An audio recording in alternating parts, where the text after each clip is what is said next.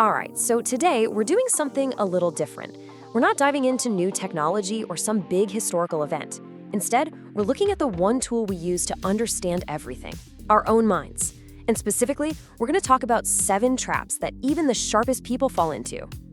So let me just start by asking you something directly. Do you think of yourself as a smart person, an analytical person? If you just nodded your head, well, this might get a little uncomfortable. But trust me, that's a good thing. Because what we're about to get into are these 7, let's call them mental traps, that intelligent people especially tend to fall right into. And most of the time, they don't even see it happening. Now, this isn't about pointing fingers. Think of this more as a guide to self-awareness, a way to spot those sneaky little habits that might be holding you back. So let's start with our first group of traps. I call these the traps of expression. And it's all about how we talk about what we know, or, what we think we know. You know that feeling when you ask someone a simple question like, what time is it? And you get a 10-minute lecture on the history of watchmaking? Yeah, that feeling. That points us right to our very first trap, the illusion of knowledge. This is when we use a tidal wave of complexity, not to make things clearer, but actually to create a kind of smokescreen. Maybe we're trying to impress somebody, or, and this is the sneaky part, maybe we're trying to hide the fact that we don't actually know the simple answer. So just take a second and be honest with yourself. When's the last time you did that? When did you use a whole monologue when really one single powerful sentence would have done the job? And that leads us perfectly into the next one.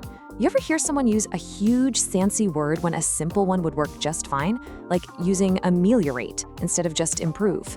That's what we call intellectual obscurity. It's this mistaken belief that using big words means you're super smart. But honestly, it's usually the opposite. The real geniuses can explain the most complex stuff in simple terms. A lot of the time, jargon is just a way to dance around the actual point.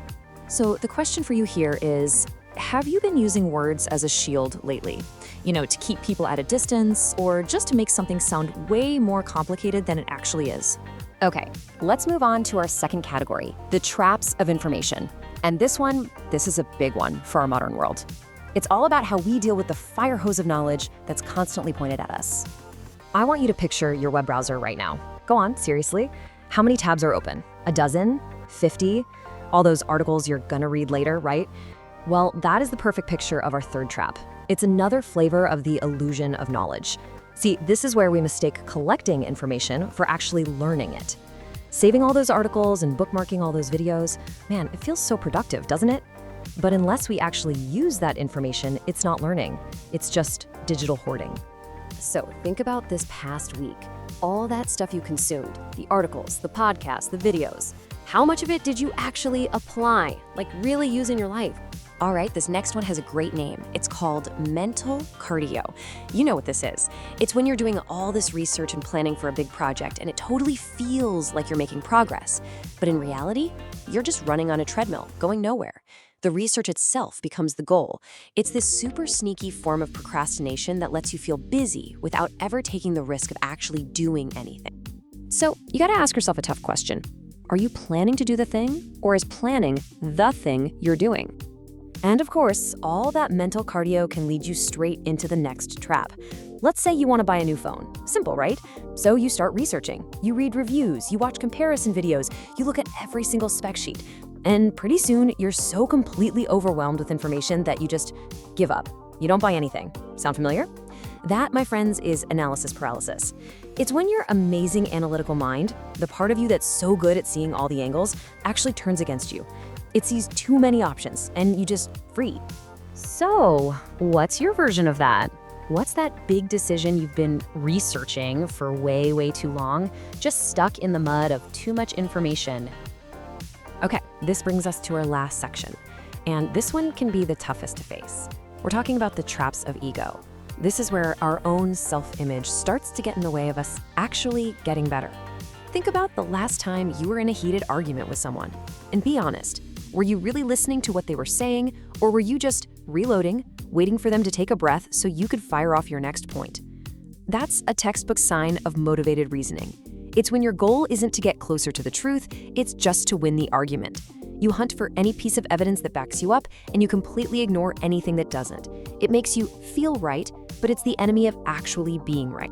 So, another tough one. In that last disagreement you had, were you there to learn or were you just there to win? And that brings us to our final trap. This one really hits home for a lot of people. Have you ever wanted to learn something new? I don't know, maybe pottery or coding, but you gave up before you even started because you couldn't stand the idea of being bad at it, of looking like a total beginner? That's called ego protection. It's when we prioritize the feeling of being smart over the actual act of learning something new. Because learning means being vulnerable. It means making mistakes. And well, our ego absolutely hates that. So just think for a second. What amazing thing have you talked yourself out of trying? All because you were scared to look clumsy and new at the beginning. So, okay, we've just gone through all 7 of these traps. You might be feeling a little called out right now, and that's totally fine. The goal here isn't to be perfect. It's to start rethinking what being intelligent really means. Because here's the real takeaway. Being truly smart, it isn't about always having the right answer. It's not about winning every debate. It's about being aware. Aware of your own blind spots, your own little patterns, your own traps. And this quote really sums it all up perfectly. Intelligence isn't about proving how smart you are, it's about noticing the habits that quietly control your future. That's it, that's the real work. It's not about performance, it's about paying attention. So I'm just gonna leave you with one last question to think about. Of all 7 traps we just talked about, which one resonated the most? Which one made you go, oh yeah, that's me? Because whatever the answer is, that's not an ending. That's the start of a much more interesting journey.